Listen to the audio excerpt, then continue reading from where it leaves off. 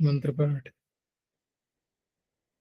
ओ सहनावतु सहनौ भुनक्तु सह वीर्यं करवावहै तेजस्विनावधीतमस्तु मा विद्विषावहै।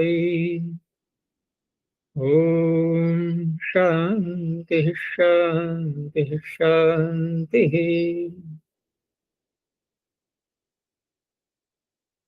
काशिका की 90वीं कक्षा, तृतीय अध्याय, द्वितीय पाद, 127 सूत्रों तक हो चुका है। कोई प्रश्न है तो पूछो। जी पृष्ठ संख्या 630 में परोक्ष लिखकर जो अस्तित्व लोके धात्वर्थेनापि कारकेषु प्रत्यक्षाभिमानः, इसमें अभिमान का अर्थ क्या है? देखो, वैसे तो अभिमान अनेकों अर्थों में आता है। एक वास्तविकता के लिए भी कहते हैं कि जैसी जो स्थिति है उसको वैसा स्वीकार कर ले, यानी कि चारों ओर से हमने उसको मान लिया, जान लिया। तो इस तरह से भी इसके अर्थ को लेते हैं। कहीं कहीं पर इसका तात्पर्य लेते हैं कि वास्तविक ज्ञान नहीं हुआ है। जैसे यहाँ पर है ना, प्रत्यक्ष अभिमान है, इसका तात्पर्य हमने प्रत्यक्ष मान लिया है, वास्तव में प्रत्यक्ष वो नहीं है। तो मिथ्यार्थ में भी ले लेते हैं।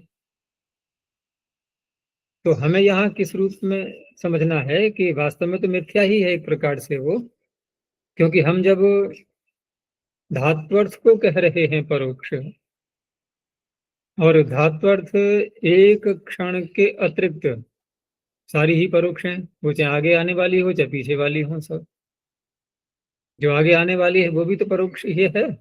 अभी हमारा इंद्रिय का विषय कहाँ बनी वो। और जिस एक क्षण को भी हम ले रहे हैं, जिसको हम वर्तमान मान रहे हैं, वो एक क्षण वाली क्रिया भी, उसका तो प्रत्यक्ष हमें नहीं होता, उसका भी कहाँ होता है। क्रिया जिस द्रव्य में है उसका प्रत्यक्ष होता है ना, ये बात मैंने पहले बताई थी। तो सब मिलाकर के पूरा विचार करके देखें तो क्रिया हमारे लिए अप्रत्यक्ष है, अर्थात परोक्ष ही है। तो जब सब कुछ परोक्ष है तो फिर परोक्ष आप कह ही क्या रहे हैं, आपके परोक्ष रिलेटेड परोक्ष ही तो है सब कुछ। अब यहाँ पर उसके अर्थ को बदलेंगे। अर्थात इंद्रियों से जो हमें प्रत्यक्ष नहीं हो रहा है वो क्या चीज नहीं हो रही है, क्योंकि धात्वर्थ में घटा रहे हैं तो घट नहीं रहा है।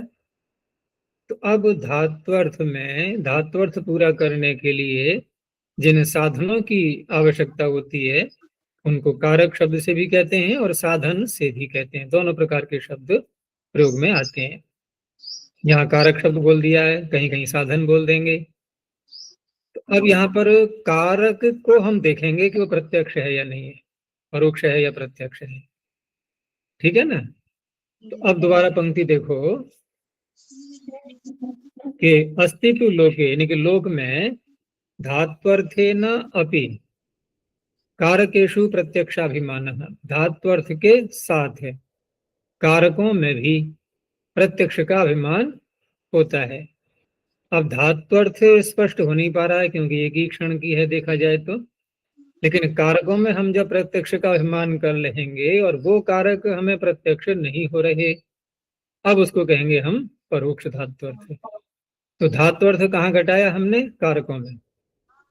धातु के अर्थ में नहीं घटाया क्योंकि वो नहीं दिखता हमें, कारकों में घटाया हमने।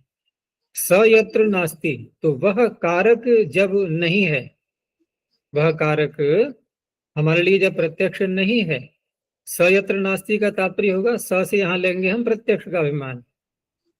प्रत्यक्ष का अभिमान हमने किसमें किया? कारक में। तो वह जहाँ नहीं है तत्परोक्षम इत्युच्यते, उस कारक को प्रत्यक्ष कहा जाएगा। और कारक को प्रत्यक्ष कहा जाएगा तो उसी के साथ में फिर वो धात्वर्थ को भी प्रत्यक्ष नहीं, परोक्ष परोक्ष कहा जाएगा। ठीक है ना। अच्छा जी, यहाँ अभिमान में जो मिथ्या जान लिया है, जैसे कारकों में भी धात्वर्थ, हाँ, कारकों में लोक में ऐसा ही होता है व्यवहार चलता ही तब है। जैसे एक देखा होगा कि वृत्तियों की चर्चा जब आती है योग दर्शन में, तो ऐसी कौन सी वृत्ति है कि जिसके बिना हमारा कार्य नहीं चलता और फिर भी वो ठीक नहीं होती है, वो और कार्य भी उसी से होता है? विकल्प वृत्ति। विकल्प वृत्ति। तो विकल्प वृत्ति को तो हमें छोड़ना है ना, लेकिन व्यवहार तो उसके बिना चलेगा नहीं, व्यवहार तो उसी से कर रहे हैं सब। ऐसे ही यहाँ पर भी जब प्रत्यक्ष परोक्ष ये सारे व्यवहार चल रहे हैं, नहीं चल रहे हैं, और धात्वर्थ केवल एक क्षण मात्र का क्रिया जो है, कर्म एक क्षण मात्र की ही है, पीछे की हो गई जो है वो तो समाप्त हो चुकी है अब, है आगे की अभी आई नहीं है। तो फिर कहाँ घटाएंगे इसके लिए? तो कहा कि यहाँ पर कारकों में घटाएंगे हम, क्रिया का जो आधार है, कर्म का जो आधार है, उसमें घटाएंगे, और वहां प्रत्यक्ष परोक्ष व्यवहार चल जाएगा, क्योंकि वो इंद्रियों के विषय बनते हैं कारक, और नहीं भी बनते हैं। तो जहां इंद्रियों के विषय नहीं है वो, वहां उसको कहेंगे परोक्ष।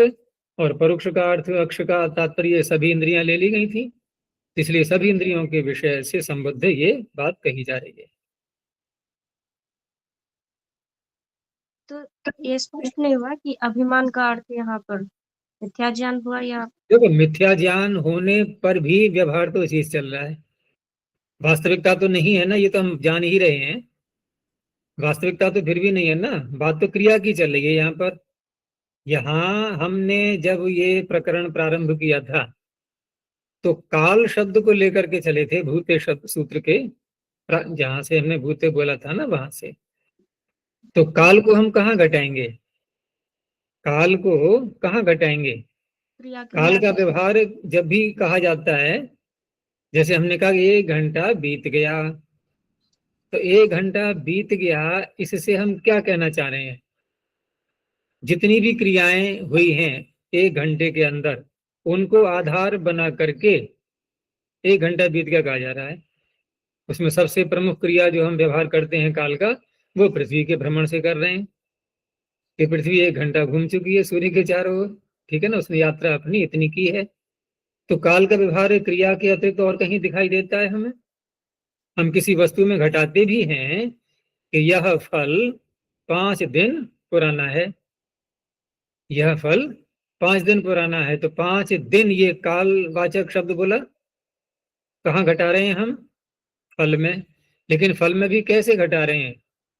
कि फल का अस्तित्व, जो अस्तित्व रूपी क्रिया हुई है उसकी, जो उसका रहना हुआ है, उसमें 5 दिन बीत गए हैं।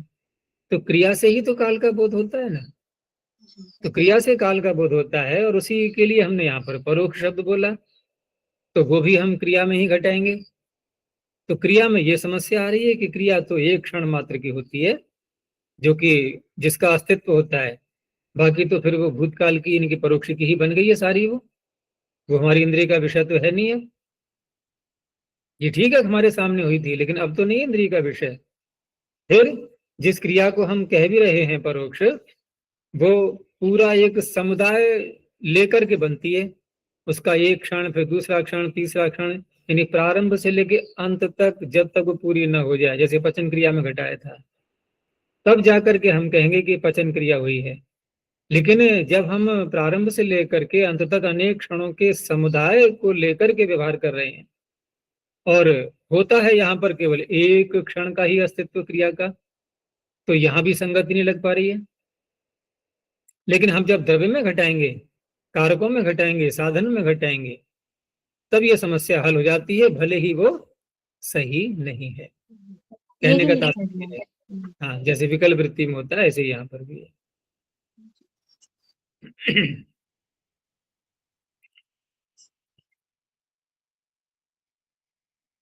और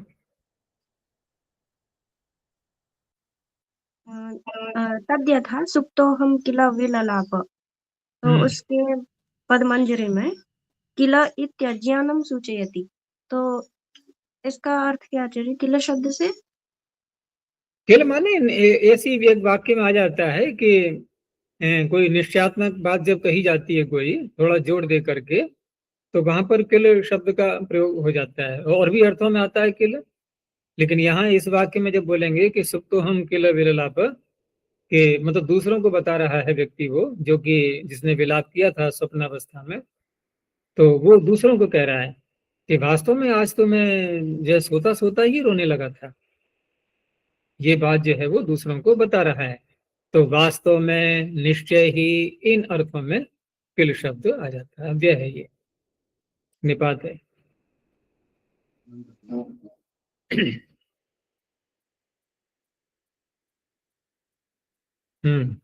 और चलो आगे देखते हैं।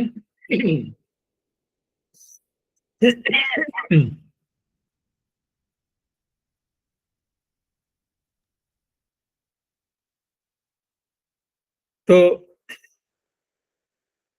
यहाँ हम वर्तमाने लट से जो लट लकार प्रारंभ किया था उसमें आगे बढ़ते बढ़ते अभी तक तो हम लट पर ही थे, वर्तमान काल तो अभी आगे चल ही रहा है। उस लट के स्थान पर जो आदेश करने थे वो भी देख लिए। अब यहाँ पर कुछ अन्य प्रत्यय भी वर्तमान काल के दिखाए जा रहे हैं। तो देखो, एक तो हमने देखा था लट के स्थान पर क्षत्रिय और शानच। शानच को हम आन शब्द से भी कहते हैं, तंगानावात मने पदम आन, ठीक है ना। लेकिन आन तो और प्रत्ययों में भी मिलेगा हमें। ये आ रहा है देखो अभी शानन, यहाँ भी आन है। चानस आएगा, वहां भी आन है। ये आ रहे हैं नहीं आ रहे हैं? तो इनका भी नाम आत्मनेपद, ठीक है ना। आन इसमें भी आ गया ना, इसलिए तो ये भी आत्मनेपद की धातुओं से करेंगे यहाँ। तो ये प्रत्यय भी यहाँ दिखाए जा रहे हैं। तो अभी अलग से प्रत्यय आया कि पूंग यजो हो शानन, दो धातु ली इसमें। पूंग तो आत्मनेपद की ही है, नकार लगा हुआ है। यज उभय पद की है, तो जिस पक्ष में आत्मनेपद करना होगा तब वहां पर शानन हो जाएगा। तो पूंगो यजेश धातु हो शानन प्रत्यय भवति पवमान यजमान। वर्तमान का ध्यान रखना है यहाँ पर, अभी हम वर्तमान के ही क्षेत्र में चल रहे हैं। अब यहाँ पर एक प्रश्न और उठाया कि यदि प्रत्ययाः शानन नादयो, ये जा को डबल ना कर लेना, यदि प्रत्ययाः, क्योंकि शानच आपको नहीं कह रहे हैं। ये शानच तो लकार के स्थान पर हुआ ही था, वो तो लादेश ही है, लट के स्थान पर हुआ है इसलिए। लेकिन शानन लट के स्थान पर नहीं है, समझ में आ रहा है नहीं? ये थोड़ा ध्यान रखना होगा हमें, ये लादेश नहीं है। तो कहा कि यदि प्रत्ययाः शानन नादयो न लादेशः, यदि ये जो है ये प्रत्यय हैं लादेश नहीं है, तो कथम सोमम पवमानः नडम आघ्नानः, ये ध को घ कर लेना, नडम आघ्नानः इति षष्ठी प्रतिषेधः। सोमम में और नडम में जो द्वितीया दिखाई दे रही है हमें यहाँ कर्म में, षष्ठी होनी चाहिए थी। क्यों क्यों होनी चाहिए थी? ये सारे कृत प्रत्यय हैं, कर्तृकर्मणो कृति, और षष्ठी होनी चाहिए थी। लेकिन उस षष्ठी का निषेध करता है सूत्र एक, न लोकाव्यय निष्ठा खलर्थ त्रिणाम। तो लोकाव्यय में ल शब्द आ गया, ल से हम क्या ले रहे हैं? लादेश, ठीक है ना। तो लादेश मान नहीं रहे, ये लादेश मान नहीं रहे यहाँ पर। कैसे? क्योंकि शानन को प्रत्यय बोला इन्होंने, आदेश तो बोला नहीं। तो लादेश तो है नहीं ये, तो लादेश नहीं है तो ये षष्ठी को रोक पाएगा? अब न लोकाव्यय सूत्र नहीं रोक पाएगा। तो यहाँ पर तो षष्ठी होनी चाहिए थी, लेकिन द्वितीया का प्रयोग मिलता है, ठीक है ना। अब उत्तर दे रहे हैं उसका कि देखो, न लोकाव्य सूत्र आपने पूरा ढंग से नहीं देखा, उसमें शब्द आ रहा है अंत में त्रिन, त्रिन आ रहा है। तो त्रिनिधि प्रत्याहार निर्देशात, उस प्रत्याहार के अंतर्गत ये शानन भी आ गया। तो क्या कहना चाह रहे हैं कि उसी से ही षष्ठी को रोका गया है यहाँ, लेकिन त्रिन कह करके रोकेंगे, ल कह करके नहीं, क्योंकि ल के अंतर्गत ये नहीं आएगा, लादेश नहीं है ये। क्व सन्निविष्टानाम प्रत्याहार है, ये बात पीछे ही बता दी गई थी कि लटः क्षत्रि इत्यतः प्रभृति आ त्रिनो नकारात्, यहाँ तक।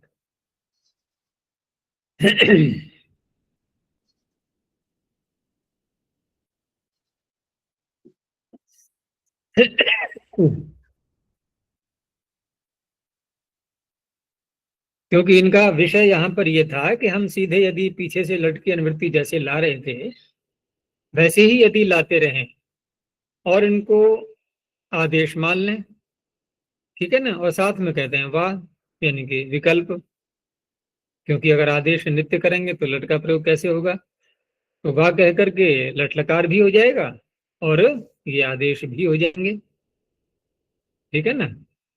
तो फिर कोई कहे कि ये कैसे हो जाएगा, क्योंकि यहाँ तो वाह स्वरूप स्त्रीयाम, यहाँ तो बाधक बनेंगे ना, बाधक बनेंगे, क्योंकि अस्वरूपता होगी नहीं होगी, शानन और लट अगर हम आदेश कर लें तो उस अवस्था में अपवाद ही तो बन जाएगा पूरा एक प्रकार से।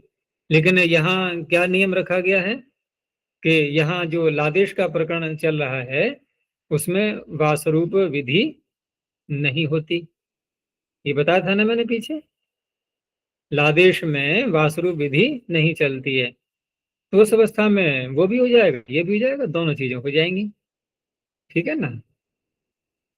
लेकिन फिर वहां पर जो अन्य समस्याएं आती हैं सामने लादेश मानने पर, लादेश मानने पर यह होगा कि हम जब लादेश करेंगे यानी कि लटलकार पहले लाएंगे तो फिर लह कर्मणि से भावे चाकर्म के भय, ये तो लगना ही है फिर।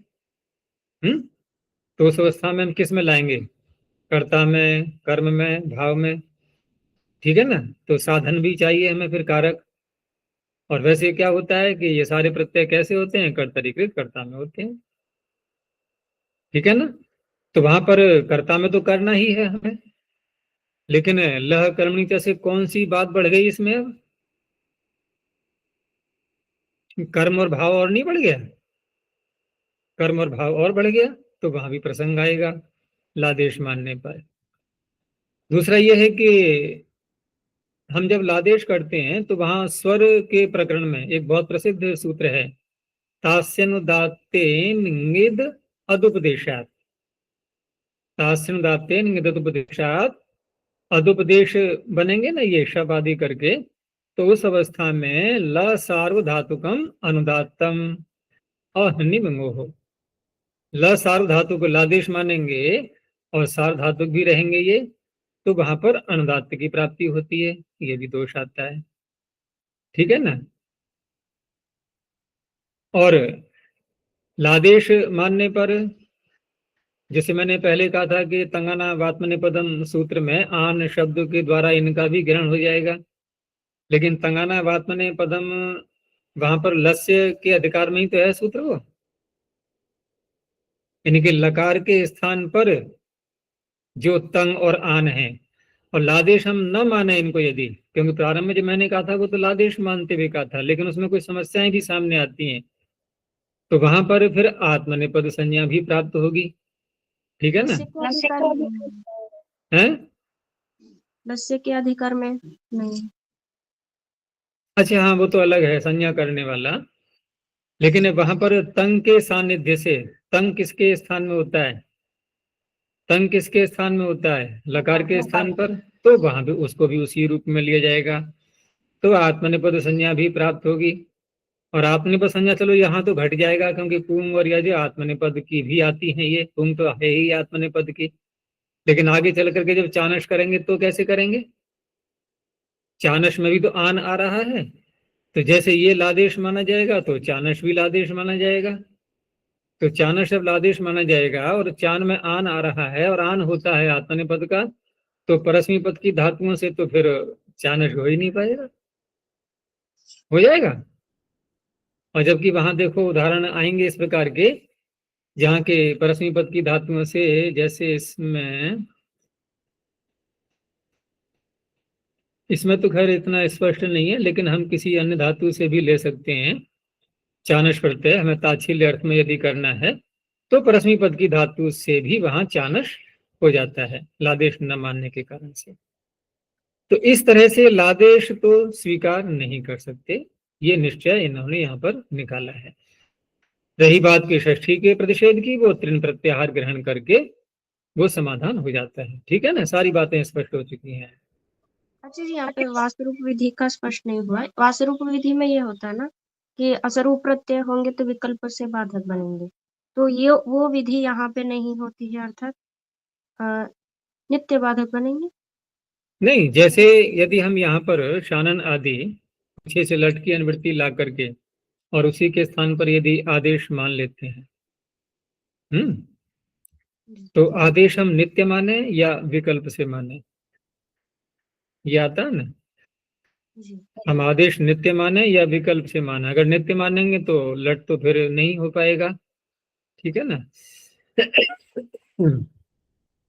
और विकल्प से मानते हैं तो एक पक्ष में ये आदेश हो गया और दूसरे पक्ष में उसका लकार का भी प्रयोग हो सकता है। यहाँ तो खैर चलो ये बात नहीं कही जाएगी इतनी कि यहाँ पर जब विकल्प से अगर स्पष्ट हो जाएगा तब तो कोई बात ही नहीं है। एक पक्ष में ये हो गया, दूसरे पक्ष में जो बचेगा शेष, वहां पर लकार का प्रयोग भी कर सकते हैं।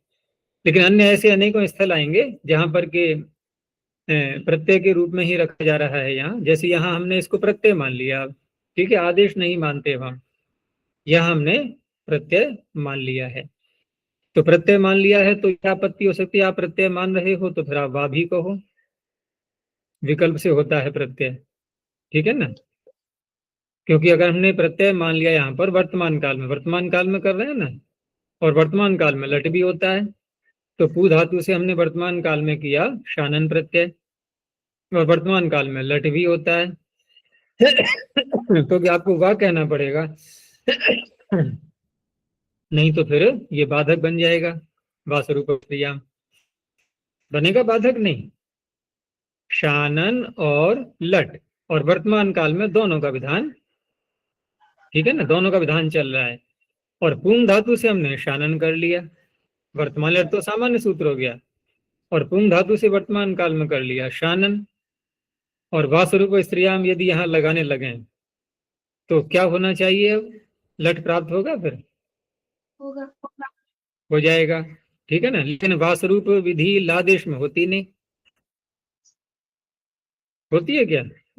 वासरूप में होती नहीं, तो क्या होगा? अब नित्य बाधक बनेगा। जैसे असरूप प्रत्यय नित्य बाधक बनते हैं, जैसे स्वरूप प्रत्यय नित्य बाधक बनते हैं, ऐसे ही ये भी बाधक बनेगा असरूप होते हुए भी। बनेगा नहीं बनेगा? तो इसलिए वाह कहना पड़ेगा। लेकिन इसको हम प्रत्यय मानना चाहते हैं। है? नहीं नहीं, लादेश न माना, हाँ प्रत्यय मान, तभी तो कह रहा हूँ, प्रत्यय यदि मानते हैं हम, तो प्रत्यय मानते हैं तो एक तो लट प्रत्यय पीछे हो गया वर्तमान काल में, और एक शानन प्रत्यय हो गया वर्तमान काल में। दो प्रत्यय हो गए कि नहीं?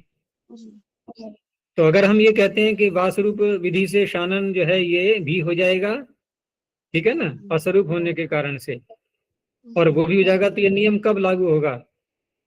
ये नियम कब लागू होगा? जब वासरूप विधि माने या न माने? माने माने वासरूप विधि मानते हैं, ठीक है ना, जी और लेकिन जो स्वरूप प्रत्यय होते हैं वहां पर नित्य बाधक बनते हैं वो। तो यहाँ पर जब वासरूप विधि के आधार पर हम लट लकार और शानन दोनों करने में समर्थ हो पाएंगे, लेकिन नियम यह है कि वासरूप विधि लादेश में होती नहीं। तो लादेश में जब वासरूप विधि नहीं होगी तो नित्य बाधक बनेंगे कि नहीं बनेंगे ये, अगर वाह नहीं कहेंगे तो? नहीं आया समझ में? लेकिन ये लादेश नहीं मान रहे ना हम अभी। हम लादेश बोल ही कर रहे हैं, हम तो प्रत्यय मान के बोल रहे हैं ना। लादेश में तो कोई समस्या ही नहीं है। ये तो समस्या उसमें दिखाई जा रही है ना कि वाह कहना पड़ेगा। ये बात कब आ रही है सामने? हमने वाह तो कहा नहीं यहाँ पर, पुंगयो शानन ये कह दिया, ठीक है ना। अब लट नहीं प्राप्त हो रहा है, अब मुझे उत्तर दो इसका, लट को कैसे प्राप्त कराया जाए? चलो अपने आप दो उत्तर, अब तभी समझ में आएगा, क्योंकि बुद्धि प्रवेश करानी पड़ेगी फिर उसमें विषय में। वासरूप स्त्रियाम से ये वो लादेश में असरूप होता नहीं, वो ये लादेश में लादेश होता। है, ये प्रत्यय है। प्रकरण तो पूरा चल रहा है ना यहाँ पर लादेश का ही, अभी अभी तो प्रकरण चल ही रहा है ना, क्योंकि वो विषय भी सामने है हमारे। लादेश में वासरूप विधि नहीं होती है, ये बात जो कही जा रही है अभी निश्चय तो नहीं हो पा रहा है ना। यहाँ पर एक विचार चल रहा है कि अगर हम ऐसा मानते हैं तो ऐसा करना पड़ेगा, ऐसा मानते हैं तो ऐसा करना पड़ेगा। अब देखो यहाँ इनकी पंक्तियां देखो, पहले पद्मंजरी की खुलिए सामने पुस्तक, कि इह एते शानन नादयो यदि लटः अनुवृत्तिम आश्रित्य तस्य एव आदेशः क्रियेण। ठीक है ना, तस्य मन सी लट के स्थान पर ही ये आदेश कर लिए जाएं।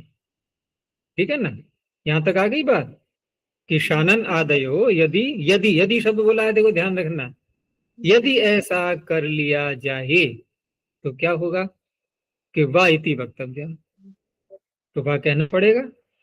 क्योंकि पवमान यजमान पवते यजते, ये दोनों प्रकार के रूप दिखा दिए, शानन का भी और लट का भी। इत्यपि यथा स्यात्, यानी पवमान यजमान ये तो बन गया, लेकिन पवते यजते ये भी बन जाए, तो ये भी बन जाए तो कब बन जाए, क्योंकि वाह कहना पड़ेगा आपको। तो उससे क्या होगा कि वासरूप विधिना तिङो भविष्यन्ति, वासरूप विधि से लट लकार भी हो जाएगा, उसके स्थान प्रत्यंग आदेश हो जाएंगे सारे। क्यों ऐसा कहना पड़ेगा, क्योंकि न लादेशेषु वासरूप विधि अस्ति, लादेश में वासरूप विधि होती नहीं। तो एक विचार श्रृंखला चल रही है। तो एक तो ये पक्ष दिखा दिया उन्होंने कि हम लादेश के रूप में ले आए इसको, और अब उसमें समस्याएं दिखाते हैं। तो समस्याओं में इसकी संख्या डाल लो चाहो तो अलग अलग है, क्योंकि थोड़ा स्पष्ट नहीं है इसमें, कि जैसे साधनाभिधानम, इस पर एक संख्या डाल लो, और ये है समस्या। ठीक है ना, ये बाधाएं आएंगी। दूसरा है इसमें पर स्वरष्ट न सिद्ध्यति, ये च आ गया ना, च माने और, यानी एक बात पीछे बता दी, एक ये हो गई पर स्वरष्ट न सिद्ध्यति, ये भी सिद्ध नहीं होगा। ठीक है ना, और दिया है तीसरा आत्मनेपद संज्ञा, समझ आ गया, ये भी सिद्ध नहीं होगी। ये भी मतलब समस्याएं आएंगी तीन प्रकार की। साधना विधानम, क्योंकि लादेश मानते ही ल कर्म भावे सूत्र लगाना होगा, तो भाव और कर्म का प्रसंग आने लगेगा। कर्ता में तो हमें करना ही है, और परस्पर की प्राप्ति होने लगेगी तास्यम दात्यन्वित सूत्र से, और तंगाना आत्मनेपदम से आत्मनेपद संज्ञा प्राप्त होने लगेगी। ठीक है ना, ये सारी चीजें प्राप्त होंगी। अब यहाँ पर भी तंगाना आत्मनेपदम में जैसा मैंने कहा था कि आन शब्द जैसे लस्य के अधिकार में नहीं है वो, लेकिन तंग के सानिध्य से आन से भी वहां पर लादेश ही आन ग्रहण किया जाएगा। और उस अवस्था में फिर चानस नहीं हो पाएगा परस्मी पद की धातुओं से। ठीक है, ये सारी बातें आएंगी। तो निष्कर्ष क्या निकला, ये आदेश न हो करके ये प्रत्यय ही माने जाएंगे। और रही बात के षष्ठी का निषेध, तो वो तृण प्रत्याहार स्वीकार करके वो भी हो जाएगा। आगे इसमें एक वार्तिक और जोड़ दिया है, द्विशः शतुर वा वचनम। अब इसका क्या तात्पर्य है कि द्विष धातु जो आती है द्वेष करने अर्थ में, तो उसके स्थान पर लट लकार जो आएगा तो विकल्प करके वहां पर नहीं, द्विष के स्थान पर जो क्षत्रिय करेंगे हम लट लकार ला करके, तो वहां ये जो अभी प्रसंग चल रहा था षष्ठी के निषेध का, तृण प्रत्याहार मान करके, ठीक है ना, तो तृण प्रत्याहार मान करके जो प्रसंग चल रहा था, वहां कहा कि यहाँ षष्ठी का निषेध विकल्प करके कहना चाहिए। यहाँ शानन प्रत्यय से संबद्ध कोई विषय नहीं है। ये वार्तिक जो दिया है ना, ये व्याख्याकार ने जो व्याख्या की अभी काशिकाकार ने, उसके प्रसंग में उठाया गया है ये वार्तिक। नहीं तो वार्तिक प्राय कैसे होते हैं, जिनका संबंध सीधा सूत्र से होता है। तो हम इसको यूं भी कह सकते हैं कि कात्यायन ने ये वार्तिक, क्योंकि कात्यायन तो वैसे पहले हुए थे काशिकाकार से, तो काशिकाकार की व्याख्या पे कात्यायन ने कैसे बना दिया वार्तिक। तो हम यूं भी कह सकते हैं कि ये वाक्य या तो काशिकाकार खुद कह रहे हैं ऐसा, मतलब ऐसा होना चाहिए, ठीक है ना, या फिर ये वार्तिक किसी और सूत्र पर माना जाए। तो इन्होंने जो पीडीएफ फाइल जो दी हम दिखा रहे हैं ना अभी यहाँ पर, उसमें देखो 2-3-69 ये लिखा है सूत्र, ये वहां का है ये। अर्थात जहां षष्ठी व्यक्ति का निषेध किया जा रहा है, न लोकाव्यय निष्ठा, वहां का है ये। तो वहां का है तो अष्टाध्यायी के सूत्र से संबद्ध हो गया कि नहीं हो गया? तो इसको वहां मानना है, ये वार्तिक यहाँ का नहीं है। क्योंकि यहाँ तो हमें ये लगेगा कि अरे ये तो काशिका की व्याख्या पर भी वार्तिक आ गया। तो ऐसे नहीं है, ये वहां का दिखा रहे हैं कि वहां षष्ठी का विकल्प किया गया है, निषेध का। तो चौरस्य दूषण और चौरम दूषण। आगे ताच्छील्य वयोवचन शक्तिषु चानस। ये इसमें संख्याएं तुम लोग डाल लिया करो सूत्रों की, जो वार्तिक आते हैं ना प्राय करके। कभी कभी कहीं के और के वार्तिक देते हैं व्याख्या के अंदर, वो किसी अन्य सूत्र पर आ रहे होते हैं। तो ये संपादन में इन्होंने ये जोड़ दिए हैं, ये अच्छा हुआ है ये। अब यहाँ जो अर्थ दिए हैं ये अलग प्रकार के प्रारंभ हो रहे हैं। तो ताच्छील्य वयोवचन और शक्ति, तो तीन अर्थ दिए यहाँ पर। ताच्छील्य का तात्पर्य है तत्स्वभावता। अब तत् से यहाँ क्या लेंगे? तत् से तात्पर्य यहाँ पर धातु अर्थ है, ठीक है ना। जो धातु का अर्थ है ना क्रिया का, उस अर्थ का, उस क्रिया को करने का जिसका स्वभाव है। क्योंकि ये जो सप्तमी आ रही है ना शक्ति शु, तो ये आ रही है, ये सब कर्ता को कहने के लिए, यानी कर्ता इन सब से युक्त हो उस अवस्था में। तो तत्स्वभावता ताच्छील्यम वयः शरीरावस्था यौवनादि ही, जो शरीर की अवस्था है यौवन आदि, ये वयस शब्द से आएंगे, और शक्ति ही सामर्थ्य। तो ताच्छील्यादिषु धातु चानश प्रत्ययो भवति। तो इन सब अर्थों से युक्त होते हुए जो धातु आएगी तो वहां पर चानश प्रत्यय, ये भी प्रत्यय है, आदेश नहीं है। अब ये सब प्रत्यय चल रहे हैं आगे, ये पीछे निर्णय कर दिया गया है। तो ताच्छील्य का दिया है कति इह मुंडयमाना, कति इह भूषयमाना। तो ये स्वभाव के अर्थ में लेंगे। अब वयोवचन में कति इह कवचम पर्यस्यमाना, कवच धारण करने वाले कितने हैं यहाँ पर? तो कवच धारण की एक अवस्था का पता लग जाता है, सब युवावस्था के आ गए हैं। कति इह शिखंडम वहमाना, शक्ति में है कति इह निघ्नाना, किस किस में मारने की सामर्थ्य है। कति इह पचमाना, पकाने की सामर्थ्य किस में है। तो इस तरह से ये सूत्र लगता है। शिखंडम आगे वहमाना का अर्थ है आचार्य?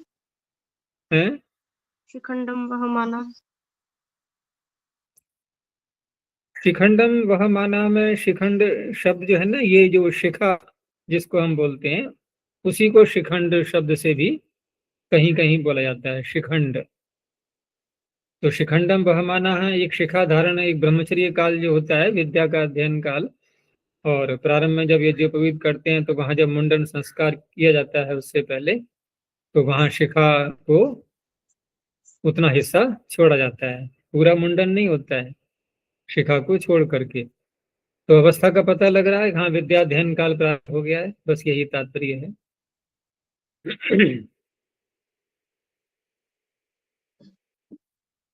इंगधारियो शत्र कृच्छ्रेणी, क्षत्रि अकृच्छ्रेणी। अकृच्छ्रेणी जो है ये कृच्छ शब्द से बनाएंगे, और इन प्रत्यय करके अतः निठनों से, यानी कि अकृच्छ शब्द, न कृच्छ रहा अकृच्छ रहा, यानी कि सरल। और ये घटाएंगे किसमें, कौन है कठिन या सरल? तो ये भी धातु अर्थ में ही आएगा। तो आगे बताएंगे अभी कि इंगो धारेश्च धातु क्षत्रि प्रत्ययो भवति अकृच्छ्रेणी कर्तरी। अब यहाँ क्षत्रि प्रत्यय तो पीछे भी आया था कि नहीं? क्षत्रि प्रत्यय पीछे नहीं आ चुका है क्या? लटा है क्षत्रिय शान चा प्रथमा, और यहाँ भी क्षत्रिय आ रहा है। हम्म, तो पीछे वाला क्षत्रिय यहाँ हो सकता है क्या? वो लागे लटा नहीं है, लटा वो क्षत्रिय शान चाव सूत्र से उसने कोई विशेषण तो लगाए नहीं थे कि कृच्छ्र में करेगा वो या कृच्छ्र में करेगा, ऐसा तो कुछ भी नहीं कहा था ना, वो तो सर्वत्र प्राप्त ही था। तो यहाँ इन दोनों धातुओं से क्षत्रिय प्रत्यय हो सकता है या नहीं, प्रश्न ये है मेरा। लटः क्षत्रिय शान चाव सूत्र से हो सकता है या नहीं? अच्छा ये बताओ, क्षत्रिय परस्मैपद नाम होता है इसका या आत्मनेपद? परस्मैपद। तो इंग धातु से हो जाएगा, इंग तो आत्मनेपद की है। नहीं होगा। अच्छा फिर धारी से हो सकता है? धारी से हो तो सकता है, लेकिन कब? कब? क्रिया का फल कर्ता को न मिलता हो तब। ठीक है ना, क्रिया का फल जब कर्ता को नहीं मिलेगा तो उससे हो सकता है। तो अब यहाँ क्या करेंगे कि धारी से जब करेंगे तो क्रिया का फल कर्ता को मिल रहा होगा तब, ठीक है ना, उस अवस्था के लिए है। तो इमो धारेश्च धातु क्षत्रिय प्रत्यय भवति अकृच्छ्रेणी कर्तरि। अकृच्छ्रः सुख साध्यो यस्य कर्तुः धात्वर्थः। यस्य कर्तुः, जिस कर्ता का जो धात्वर्थ है वो कैसा है? सुख साध्य है, बहुत सरलता से सिद्ध करने योग्य है, ऐसा जो धात्वर्थ है वो यस्य जिसका है। तो ये ऐसा लग रहा है ऐसे बहुरी समास कर रहे हैं, लेकिन हम जब अतनि ठनु से या जो मत्वर्थ मत्व प्रत्यय करते हैं ना, मत्व या उसके अर्थ वाले, उसमें भी तो ऐसे विग्रह करते हैं ना। तो यहाँ कैसे विग्रह करेंगे? अकृच्छ्रः अर्थात धात्वर्थः अस्य अस्ति इति अकृच्छ्रेन् तस्मिन् अकृच्छ्रेन्, ऐसे उदाहरण दे दिया है। अधीयन पारायणम, धारयन उपनिषदम। तो क्रिया का फल कर्ता को यहाँ उपनिषद में घटाएंगे, और अध्ययन पारायण में तो आत्मनेपद की धातु है, लेकिन क्षत्रिय यहाँ पर प्राप्त करा दिया है। अकृच्छ्रेणी यदि सरल नहीं है, कठिन है यदि, तो उस अवस्था में फिर ये तो होगा नहीं। हाँ शानज हो सकता है, वो लटह क्षत्रिय शानच सूत्र से शानच तो हो सकता है, लेकिन हमें उदाहरण दिखाना है यहाँ क्षत्रिय का। तो कृच्छ्रेण अधीते, यहाँ लट लकार ही हुआ, कृच्छ्रेण धारयति। दिशो मित्रे, ये अमित्र क्या होता है? न मित्र अमित्र। नए समास करेंगे ना, लेकिन नए समास करेंगे तो मित्र शब्द ये सदा नपुंसक लिंग में आता है, ठीक है ना, नपुंसक लिंग में आता है। और नए तत्पुरुष समास करेंगे तो तत्पुरुष में परवल लिंग रहता है, तो वो भी नपुंसक लिंग में ही रहेगा, ठीक है ना। तो इसलिए यहाँ पर नए समास करके अमित्र को नहीं बनाना है, बल्कि धातु ही एक अलग से है, धातु ही अलग से है, अम धातु, ठीक है ना। अम धातु से त्रस प्रत्यय करके और इडागम करके यहाँ पर अमित्र शब्द बनाया जाएगा। उसमें क्या होगा फिर, ये समस्या भी नहीं रहेगी नपुंसक लिंग वाली। तो अर्थ किया अमित्र शत्रु हो, क्योंकि स्वयं अर्थ में देखो क्या बोले, अमित्रम नहीं कहा इन्होंने, अमित्र पुल्लिंग बोल रहे हैं ना, अमित्र शत्रु हो। अमित्र कर्तरी द्विषेण धातु हो क्षत्रिय प्रत्यय भवती। अब यहाँ पर द्विष धातु से भी क्षत्रिय प्रत्यय जो किया जा रहा है, तो वो भी ऐसे ही है, क्योंकि द्विष धातु है स्वरितेत, और स्वरितेत होने से जब क्रिया का फल कर्ता को मिल रहा होता है, तो उस अवस्था में ये क्षत्रिय लटह क्षत्रिय सूत्र से कर नहीं सकते थे, इसलिए यहाँ ये सूत्र बनाना पड़ा है हमें। देखो काशिका पढ़ते समय ये इन बातों को विशेष ध्यान देना होता है कि वास्तव में इसकी सूत्र की महत्ता, इसकी आवश्यकता क्यों हो रही है। प्रथमावृत्ति में ये बातें देखी नहीं जाती हैं, एक ओर से हम पूरा अर्थ और धारण करते चले जाते हैं बस। तो यहाँ क्षत्रिय प्रत्यय क्यों करना पड़ा है सूत्र से? हम ये तो कह नहीं सकते कि लटह क्षत्रिय सूत्र से जो है वो अमित्र अर्थ में नहीं हो पाता। अरे उसने तो किसी भी अर्थ का नाम ही नहीं लिया था, और जिसने किसी अर्थ का नाम लिया वो सभी अर्थों में करेगा ना, कुछ भी अर्थ ले सकते हैं वहां पर हम, लेकिन आत्मनेपद में वो कर नहीं सकता था, तो वो करने के लिए सूत्र है ये। तो द्विषण, दुषंतौ, दुषंतः आदि ये बन जाएंगे। अमित्र इति किम, अब द्वेष्टि भार्या पतिम, भार्या पति से द्वेष कर रही है, लेकिन पति कोई शत्रु नहीं है उसका, वो द्वेष किसी अन्य कारण से हो रहा है, शत्रुता होने के कारण से नहीं। तो शत्रु अर्थ में बनता है दुषण, दुषंतौ, दुषंतः। सोयो यज्ञ संयोगे,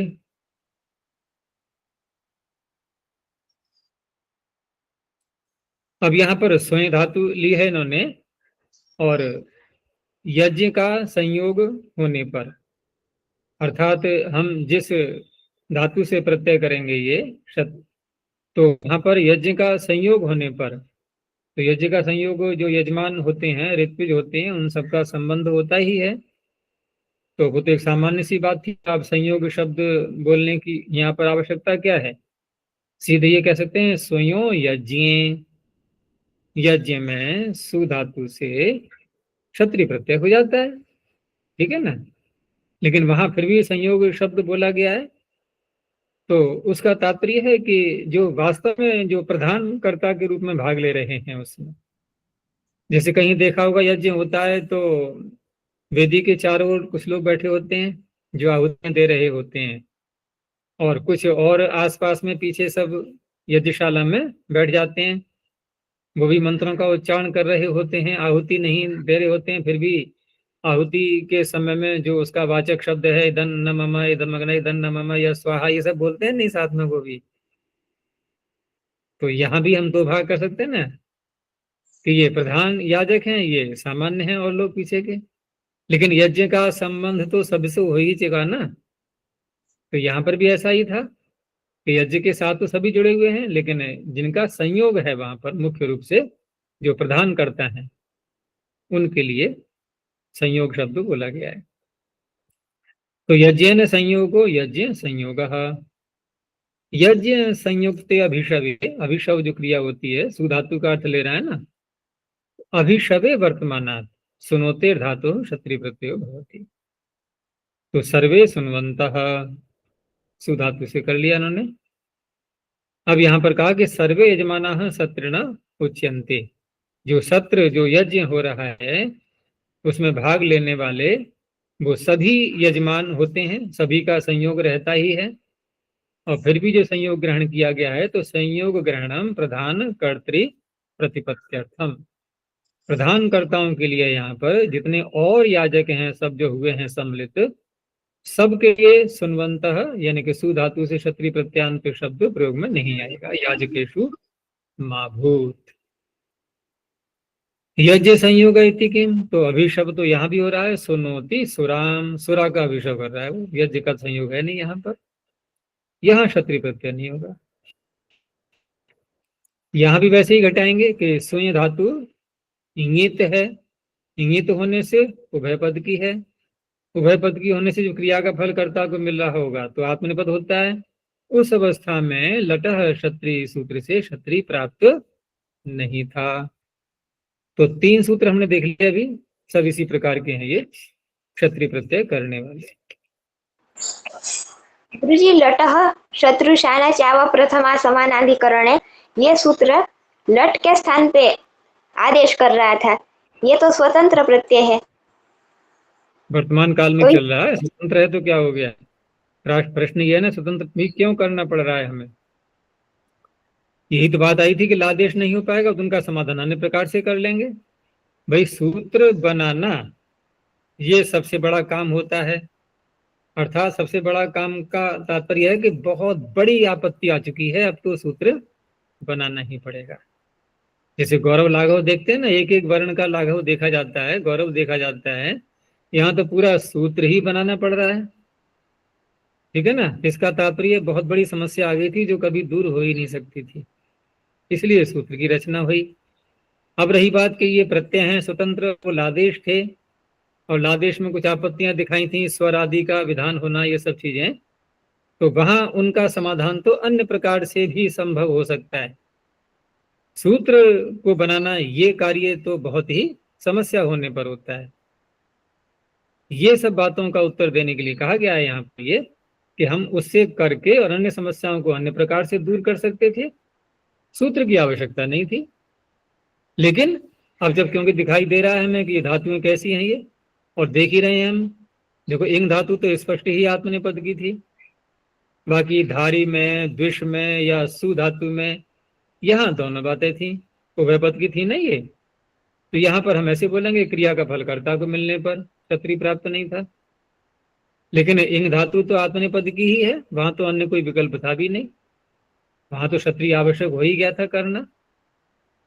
तो ये तात्पर्य है यहाँ, जो अन्य दोष आते थे ना उनका तो समाधान अन्य प्रकार से हो भी सकता है, अनेकों उपाय होते हैं वैयाकरणों के पास में।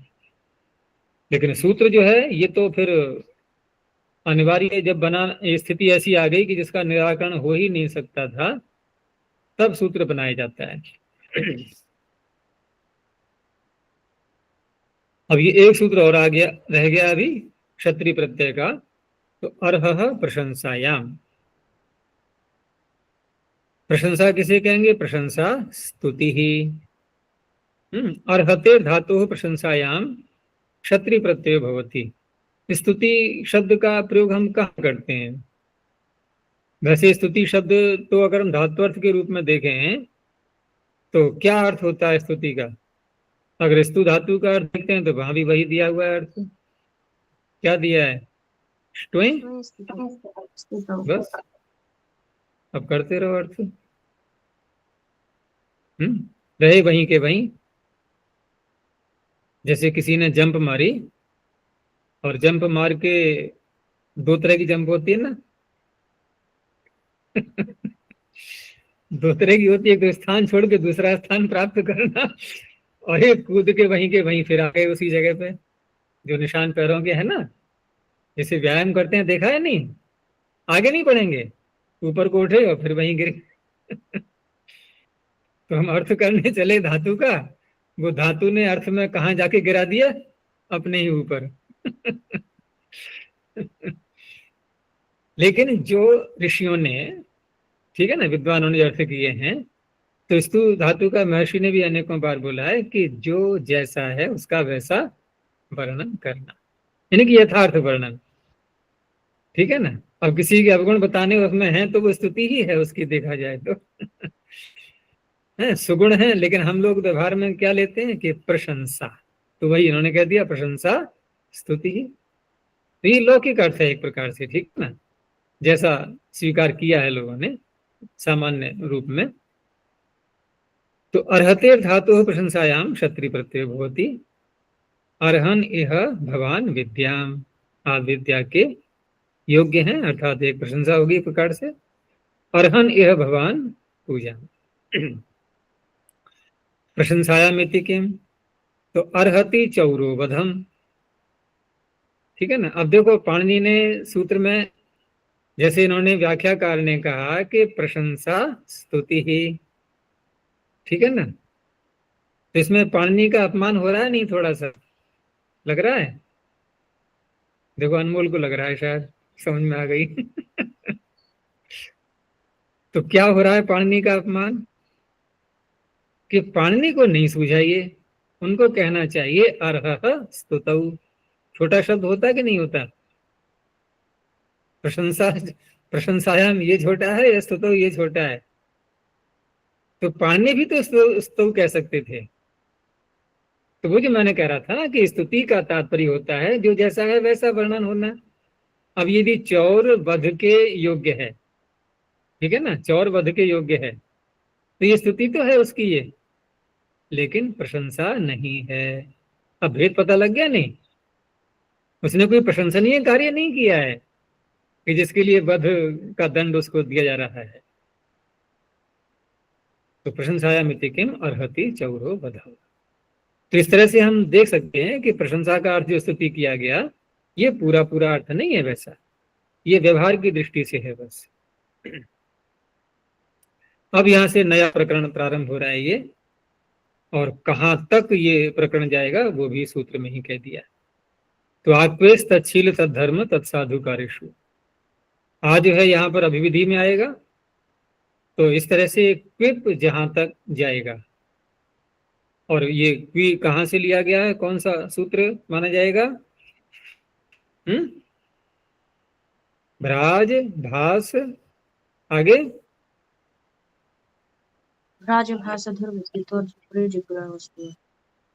क्विप। अब क्विप को और आगे ले गए, कहाँ? अन्येभ्योपि दृश्यते, उसके आगे फिर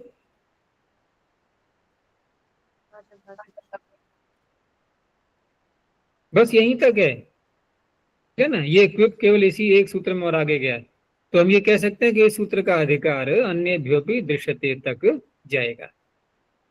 तो भ्राज भासेति क्विपम वक्ष्यति आएतस्मात् क्विप संशब्दनात्, क्विप संशब्दात् यान इत ऊर्ध्वमनुक्रमिष्यामस् तच्छीलादिषु कर्तृषु ते वेदितव्याः। अभिविधौ च अयम् आम् तेन क्विपः अपि अयम् अर्थ निर्देशः। तो क्विप जिस सूत्र में आया वो क्विप भी जहां तक जाएगा वहां तक ये जाना है। तदिति धात्वर्थ। अब इसमें जो सूत्र में शब्द आ रहे हैं देखो, तत् शील, तत् धर्म, तत् साधुकारी, तो तीनों बार तत् तत् बोला गया है, और यहाँ तीनों बार जो तत् बोला गया है उस तत् से लेंगे यहाँ पर धात्वर्थ। इनके धात्वर्थ जिसका स्वभाव है, धात्वर्थ जिसका धर्म है, धात्वर्थ को जो अच्छी प्रकार से संपन्न कर सकता है, ये अर्थ निकाले जाएंगे। तो तदिति धात्वर्थः शीलादि विशेषणत्वेन निर्दिश्यते। शील, धर्म, साधुकारी, ये जो सारे विशेषण हैं इनके द्वारा धात्वर्थ का ही निर्देश किया गया है। तच्छीलः अर्थात यह स्वभावतः फल निरपेक्ष तत्र प्रवर्तते। ये कर्ता को कहा जा रहा है कि जो कर्ता बिना किसी फल की आकांक्षा के और अपने स्वभाव के कारण से उस क्रिया के करने में प्रवृत्त होता है, तब कहा जाएगा ये तो इसका स्वभाव है। ये कोई ऐसा नहीं है कि कोई लोभ या लालच की दृष्टि से ये कार्य कर रहा है। और धर्म से तद्धर्मा, ये तद्धर्मा, ये आ कहां से आ गया? इसमें सूत्र में क्या था? तद्धर्म। यहाँ क्या लिखा है? तद्धर्मा। ये क्या हुआ?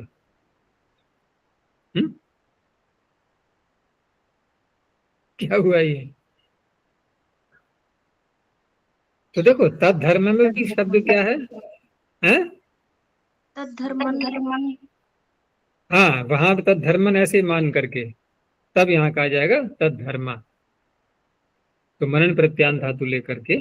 तो तदाचार है, तो धर्म का तात्पर्य वो उसका आचरण है, वो उस जिस स्थिति में है वो, या जिस आश्रम में है, या जिस संस्था में है, या जिस वर्ग में है, तो वहां के जो भी धर्म है उनका पालन करना।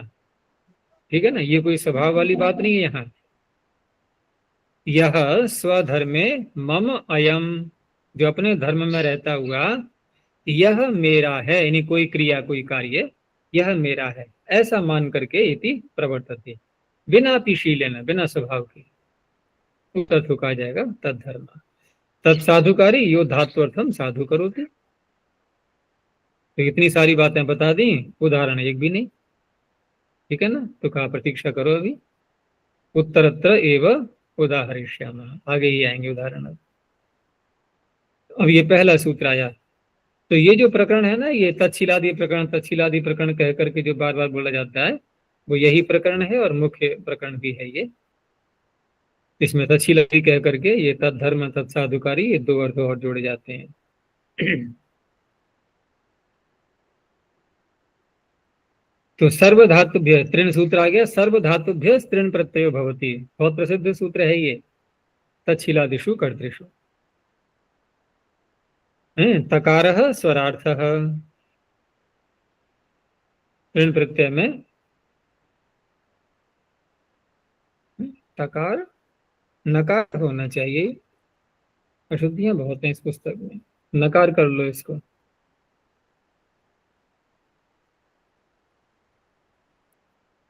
तो नित्यादि नित्यम नकार स्वर के लिए हो गया। नकारः स्वरार्थः, तच्छीले तावत कर्ता कटान। अब अर्थ तो समझ ही आओगे सब, यह प्रथमावृत्ति में भी काफी चर्चाएं हो चुकी हैं। तो कर्ता कटान को हम किस रूप में लेंगे कि चटाई बनाने का स्वभाव है इसका, एक प्रवृत्ति होती है ना व्यक्ति की किसी कार्य को करने की बहुत अधिक। वदिता जनापवादान, इसका क्या तात्पर्य हुआ? वदिता जनापवादान,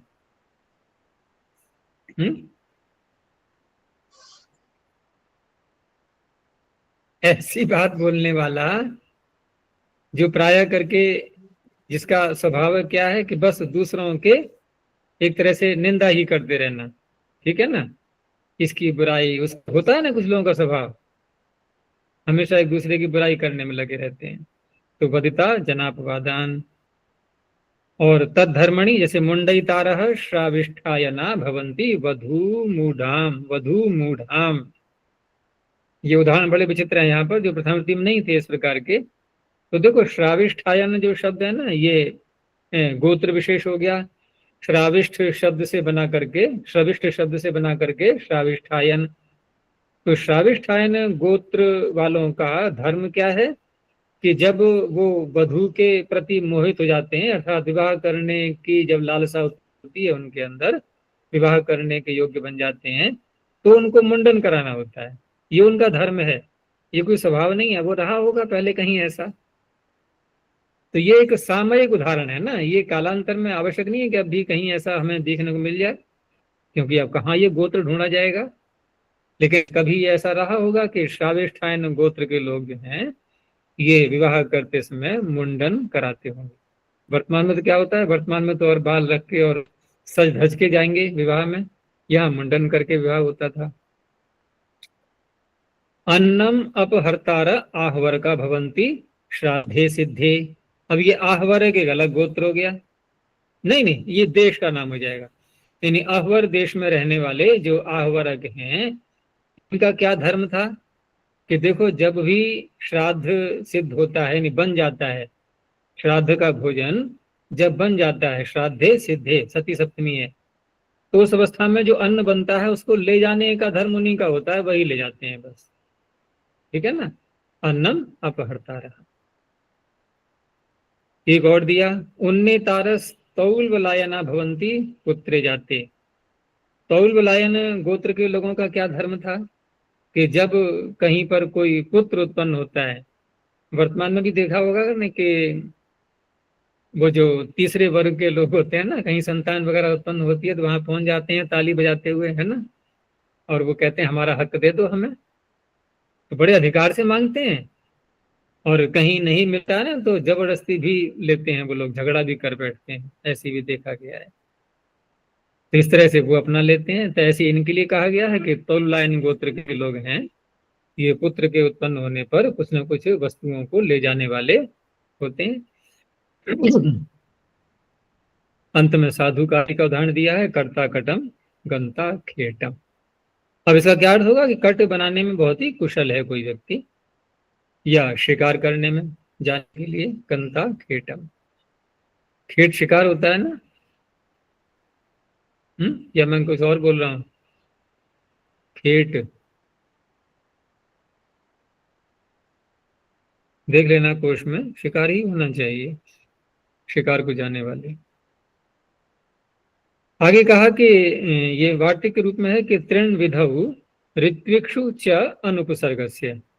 ये जो आप तृण कर रहे हो यहाँ पर, तो यहाँ क्योंकि आप तो तृण कर रहे हो तच्छिलादि अर्थों में, ठीक है ना, तो ये वार्तिक जब दिया जा रहा है तो इसका तात्पर्य क्या हुआ, अताच्छिल्यादि अर्थों के लिए ये, क्योंकि अगर तच्छिलादि में ही मानेंगे तब तो कोई बात ही नहीं है, सूत्र कर ही देगा, क्योंकि सूत्र ने कोई बंधन तो लगाया नहीं है कि उपसर्ग हो धातु के साथ में, न हो, कुछ भी हो, कैसा भी हो। लेकिन ऋत्विजों कहने के लिए सूत्र कह रहा है कि ताच्छिल्य आदि अर्थों से भिन्न अर्थों में भी ये अगर उपसर्ग नहीं लगाया गया है धातु के साथ में तो ये तृण प्रत्यय वहां भी कर लेना है। तो होता पोता ये आते हैं ना शब्द, होत्री पोत्री, तो यहाँ पर ये अर्थ नहीं घटेंगे, तत्धर्म तत्साधुकारी आदि कोई धर्म नहीं घटेगा। और उपसर्ग है नहीं धातु से, तो हु धातु से होता, पू धातु से पोता। अनुपसर्ग से किम, उपसर्ग यदि लगा देंगे तो उस अवस्था में फिर तृण नहीं होगा, फिर क्या होगा, क्या होगा फिर? क्या होगा? त्रिच ही होना ना फिर, क्योंकि अताच्छिल्य आदि अर्थों में बात हो रही है ना। तो उद्गाता, प्रतिहर्ता, तो त्रिज एव भवति। अंतर क्या रहेगा त्रिच में त्रिन में? क्या स्वर विशेष, ये चित है वो नित्य है, बस स्वर का अंतर आ जाएगा। नयते है शोक्चा, ये सब अताच्छिल्य के लिए ही लेना है सारा। तो नी धातु से त्रिण प्रत्यय और साथ में शुक आगम। तो शुक आगम यदि कर लेंगे तो धातु तो बन गई, फिर नीश। अब गुण कैसे करेंगे? तो क्या करना होगा? पहले गुण कर लेंगे, ठीक है ना, तब शुक करेंगे। तो दो चरणों में लगेगा ये वार्तिक। पहले प्रत्यय करने के लिए, फिर गुण कर लिया किसी और सूत्र से, अब फिर शुक करने के लिए दोबारा निष्ठा। त्विषेर देवता, देवतायाम, शुद्ध कर लो इसको, ना को या कर लेना। त्विषेर देवतायाम अकारश्च उपधायाः अनिट्त्वं च, दो कार्य। यानी त्विष धातु से एक तो तृण प्रत्यय करना है देवता अर्थ को कहने के लिए, और जो त्विष में उपधा में जो इकार है उसको आकार कर दो, तो क्या बन जाएगा? त्विष का त्वश। अब धातु सेठ है तो इडागम की प्राप्ति भी होगी तृण प्रत्यय होने पर, बलादि आधातुक है ये, तो अनिट्त्वं च, इट का भी निषेध कर दिया है।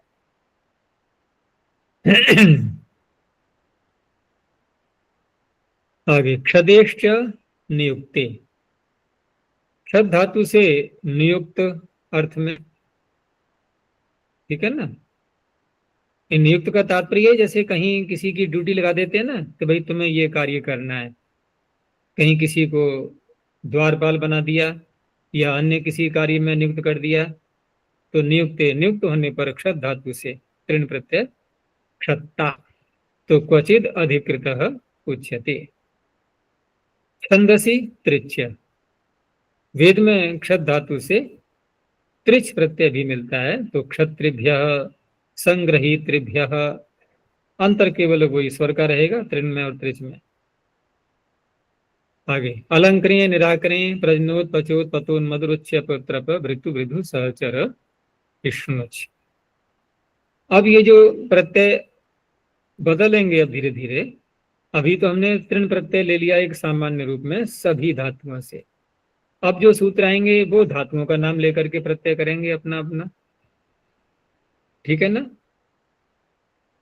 तो वहां पर जो है उन धातुओं से, और उन धातुओं में भी दो प्रकार की बातें मिलेंगी, बल्कि तीन प्रकार। एक तो मूल धातु ज्यों की त्यों बिना उपसर्ग के और बिना किसी उपपद के।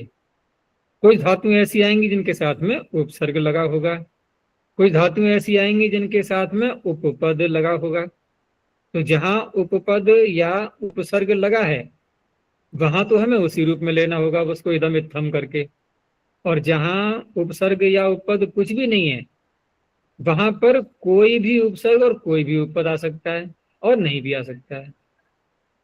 तीनों बातें आ गई समझ में? इस तरह से चलेगा ये। तो इसी सूत्र में देख लो कैसे कैसे दिया है। तो अलम क्रिय उपपद साथ में दे दिया, निराक्रिय में उपसर्ग दे दिए, ऐसे ही प्रजन उत्पच उत्पत उन्मद, अब ये सामान्य दे दिए ऐसे ही। रुचि, फिर आ गया अपत्रप उपसर्ग साथ में, फिर वृतु वृद्धु सह चर, इन सब से इष्णुच प्रत्यय। अलंक्रियादिभ्यो धातुभ्य सच्चिलादिषु कर्तृषु इष्णुच प्रत्ययो भवति। तो अलंकरिष्णु निराकरिष्णु प्रजनिष्णु, अर्थ कोई भी घटा सकते हैं इसमें, तच्छील तद्धर्म तत्साधुकारी जो भी घटेगा।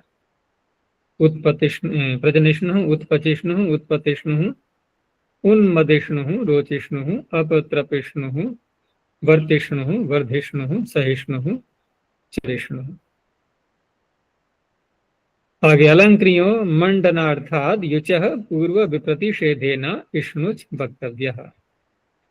अब यहाँ अलम क्रिय धातु पड़ी हुई है सूत्र के अंदर, तो यहाँ पर जब इष्णुच प्रत्यय कर दिया गया और आगे एक सूत्र आएगा क्रुध मंडार्थेभ्यश्च, वो करेगा युच प्रत्यय, तो वहां यदि हम अलम पूर्वक क्रिया धातु से करेंगे है मंडन अर्थ में, तो वहां युच होना चाहिए, ठीक है ना, या इष्णुच होना चाहिए इस सूत्र से। तो पर कौन सा है आगे आने वाला, तो युच की ही तो प्राप्ति होगी वहां।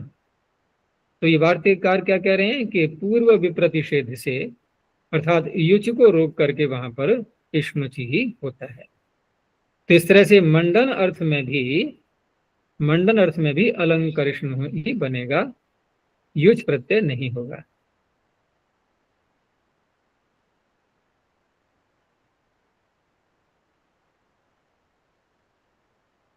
छंदसी विषय तच्छीलादिषु कर्तृषु इष्णुच प्रत्यय भवति। तो वेद में ये सूत्र बहुत लगता है, क्योंकि ऐसे बहुत से शब्द मिलेंगे जो इष्णुच प्रत्यांत दिखाई देंगे और धातुओं में अनिच प्रत्यय हो चुका होगा, जैसे धारयिष्णु, कारयिष्णु।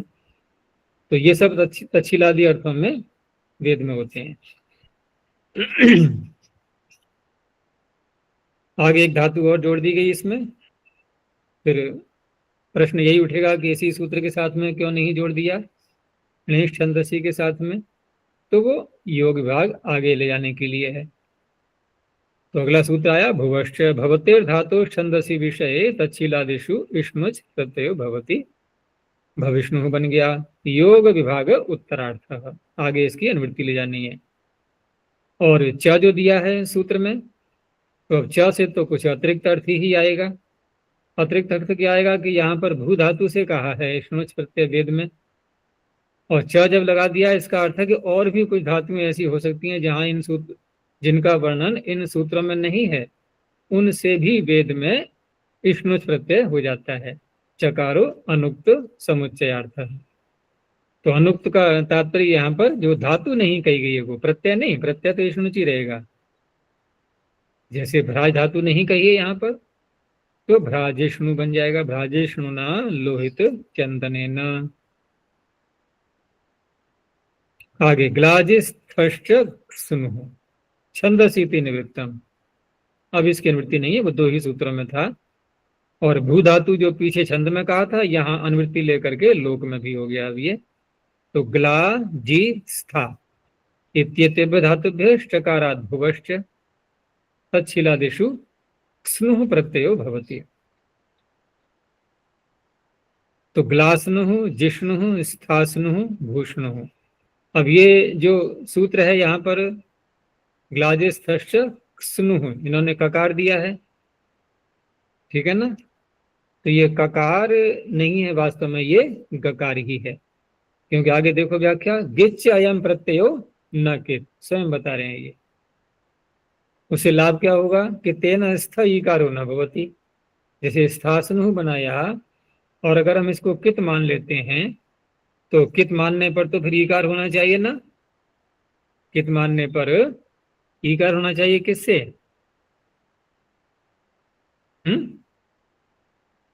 ईकार किससे होता है आकार के स्थान पर, कित प्रत्यय पर रहते?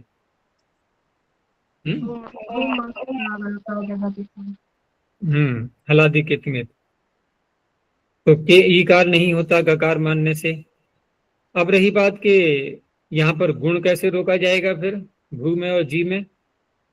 तो गुण को रोकने के लिए हम किंगति से लगाएंगे, तो वहां पर तो ककार अंकार है, तो का नहीं किंगति च इत्यत्र गकारोपि चर्तो भूतो निर्दिश्यते तेन गुणो न भवति। अब रही बात इडागम कैसे रोकेंगे, ठीक है ना। इडागम की प्राप्ति होगी भू धातु में, तो कहा श्रेवकः किति इत्यत्रापि गकारो निर्दिश्यते, वहां भी गकार है। अब यानी श्रेवक किति, श्रेयोकः और डबल ककार आगे किति, तेन भुव इड न भवति। इसी बात को अब कारिका में कह दिया है। अब तो कारिका बहुत जल्दी समझ में आएगी।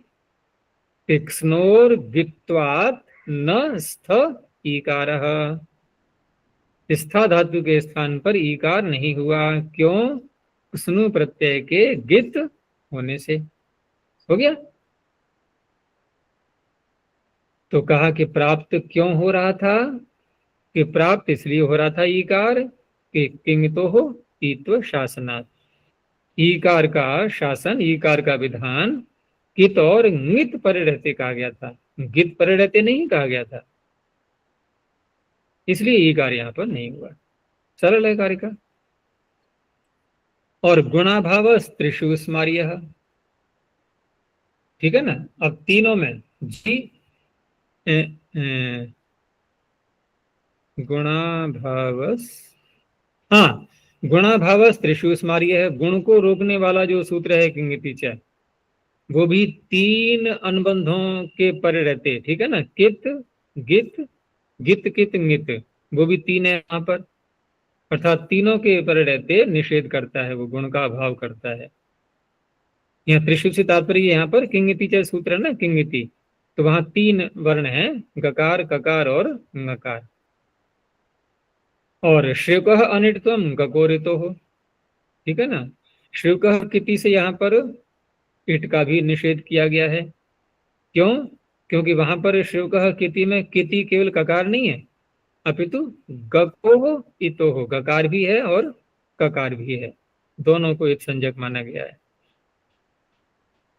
इसमें जो ऊपर का जो पद है, तो यहाँ किंगितो रीत्व शासनात्, इसमें कंगितो जैसा लिखा हुआ है ना, ये कंगितो रीत्व शासनात्। इसमें थोड़ा पाठभेद, जैसे यहाँ पर पीडीएफ फाइल में तो ककार ही है, उसमें क में अ नहीं है, लेकिन यहाँ पर क में अ दिया हुआ है और पदमंजरीकार भी इसको स्वीकार कर रहा है। पदमंजरी में लिखा है ना, ककारे अकारः उच्चारणार्थः, उच्चारण के लिए रखा गया है। तो छंद की पूर्ति के लिए मान लें या जैसे भी है, लेकिन पीडीएफ फाइल में नहीं दिया है इसमें। अगर हम यहाँ पर अ लेते भी हैं तो वो उच्चारण के लिए ही स्वीकार करना है, लेना तो हमें ककार मात्र ही है। आगे वार्तिक दिया है कि दंशेष छंदसी उपसंख्यानम, वेद में दंश धातु से यहाँ क्ष्णु प्रत्यय कहना चाहिए। अब दंश धातु से क्ष्णु प्रत्यय से लाभ हुआ कि क्ष्णु प्रत्यय, क्योंकि गित है ये, तो गित होने से दंश के अनुनासिक का लोप ये नहीं हो पाएगा, ठीक है ना, ये बच गया। क्योंकि अगर क्ष्णु करेंगे तो फिर अनुनासिक का लोप प्राप्त होगा कित होने से। तो दंशलवः पशवः।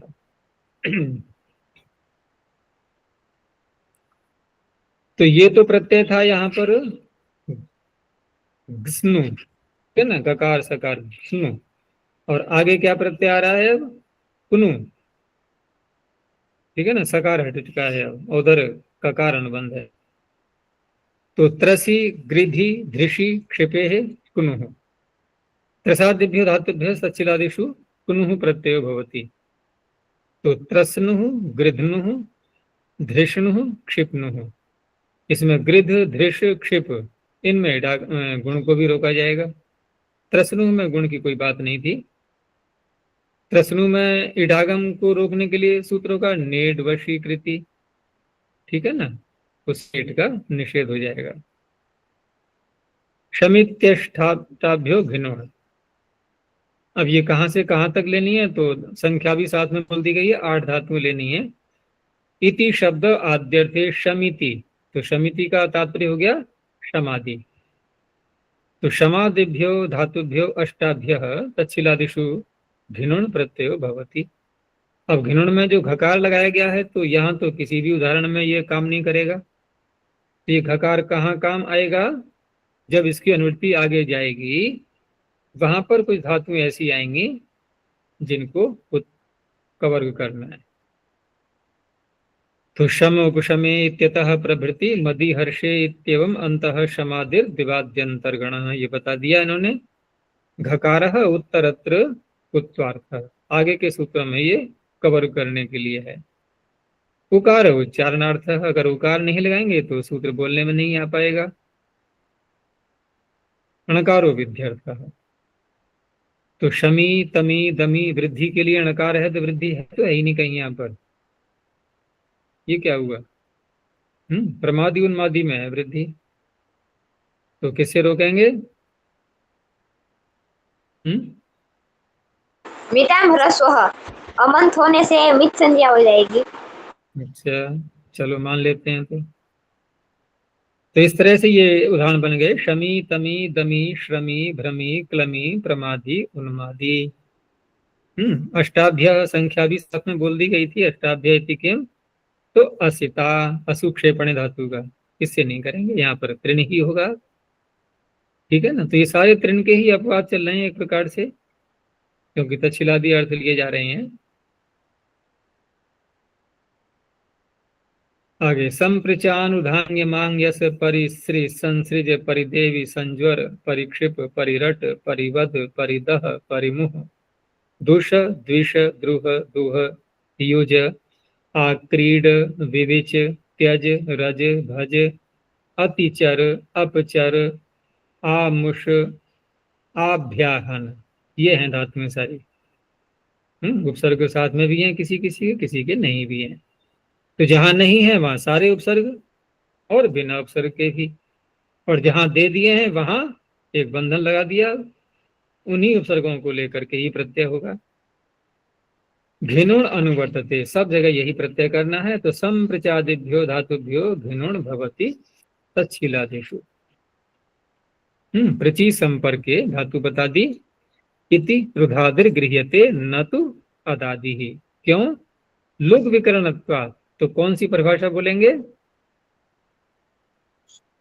लुग विकरण अलुग विकरण से एव ग्रहणम, देखिए जहां पर लुग और अलुग दोनों प्रकार की धातुएं यदि मिल रही हों तो वहां पर अलुग वाले को पकड़ते हैं, अर्थात विकरण चाहिए। कहने का तात्पर्य है विकरण यदि साथ में आता है ना तो धातु थोड़ा सजी धजी हुई लगती है, तो उसी को ग्रहण करना है। तो इस तरह से परिदेवीर भ्वादिर गृह्यते, देवरी देवने, तो ये भ्वादिगण की ली जाएगी यहाँ पर। और क्षिप प्रेरणे दिवादिश तुदादिष्ट सामान्य न गृह्यते, दोनों गणों की आ गई। युज समाधो उत्वादि ही रुजिर योगे रुधादि ही द्वयोरूपी ग्रहणम, ये भी दोनों आ गई। रंज रागे, अब सूत्र में क्या है? रंज है। देखना जरा दोबारा सूत्र को एक बार, रंज है कि रज है? वहां तो रज दिख रही है। तो कहा रंज रागे इत्यस्य निपातनात् अनुनासिक लोक। इसी सूत्र से यहाँ पर, क्योंकि प्रत्यय करने के बाद कोई सूत्र तो लग नहीं पाएगा अनुनासिक लोप करने के लिए, इसलिए पांडे ने क्या किया, उन्होंने स्वयं ही अनुनासिक को हटा दिया कि लो अब तो कोई समस्या नहीं है, अब सूत्र में ढूंढना कोई भी लगाने के लिए। तो धातु तो रंज ही है, लेकिन प्रत्यय जब करेंगे तो अनुनासिक को हटा करके प्रत्यय हो जाएगा। तो रंज रागे इत्यस्य निपातनात् अनुनासिक लोकः।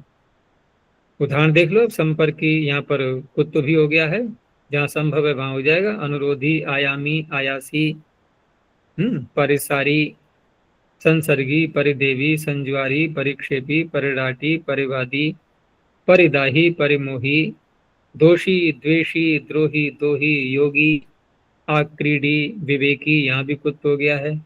त्यागी, रागी, भागी, यहाँ भी हो गया। अतिचारी, अपचारी, आमोशी, अभ्याघाती, घकार भी हो जाएगा। वो हंत्रिणेषु। आगे देखो, बहु कशलस कथ श्रम्भ, यहाँ भी उपसर्ग साथ में बोल दिया गया है। तो कश हिंसार्थः, लस श्लेषण क्रीडनयोः, कथ श्लाघायाम, श्रम्भु विश्वासे इत्येतेभ्यो धातुभ्यो वि शब्द उपपदे घिनण प्रत्यय भवति। तो विकाशी, विलासी, विकथी, विश्रम्भी। अपेच लशः, लशकांत इत्यस्मात् धातु अप उपदे चकाराद वौच, पीछे से भी ले लिया है, घिनुण प्रत्यय भवति। अपलाशी और विलाशी दोनों बन जाएंगे। प्रे लप श्री शमी, तमी, दमी बनाए थे शमित्यष्टाभ्यो घिनुण में, वहाँ नोदात्तोपदेशस्य मान्तस्यानाच में है, इससे वृद्धि का प्रतिषेध करेंगे। हाँ, प्रतिषेध हो जाएगा, ठीक है। मिताम्रस्वः तो अणिच के परे रहते लगेगा। हाँ, उसकी वहां पर नहीं है आवश्यकता, क्योंकि वृद्धि को रोकना ही होगा, वहां पर वृद्धि तो प्राप्त हो ही रही थी। चलो ठीक है, याद दिला दिया। तो आगे है प्रे लप श्री द्रुमथ वद बसः। देखो यहाँ भी उपसर्ग साथ में बोल दिया है। तो प्र उपपदे लपादिभ्यो घिनुन प्रत्ययो भवति। प्रलापी, प्रसारी, प्रद्रावी, प्रमाथी, प्रवादी, प्रवासी। वस इति वस निवासी इत्यस्य ग्रहणम, क्योंकि दूसरी धातु और भी है वस आच्छादने। न आच्छादनार्थस्य, कारण वही है लुग विकरणत्वात्, लुक वाली को नहीं लेना है।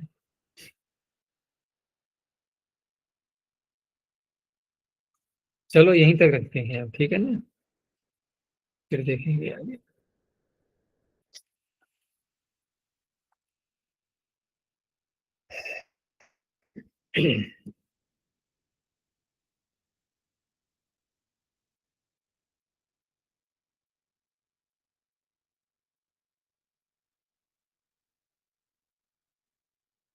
प्रणव ध्वनि। ओ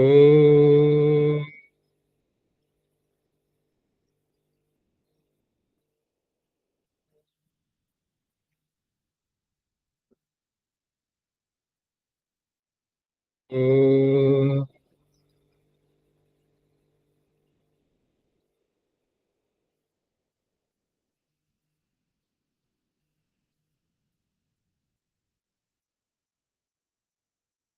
ओ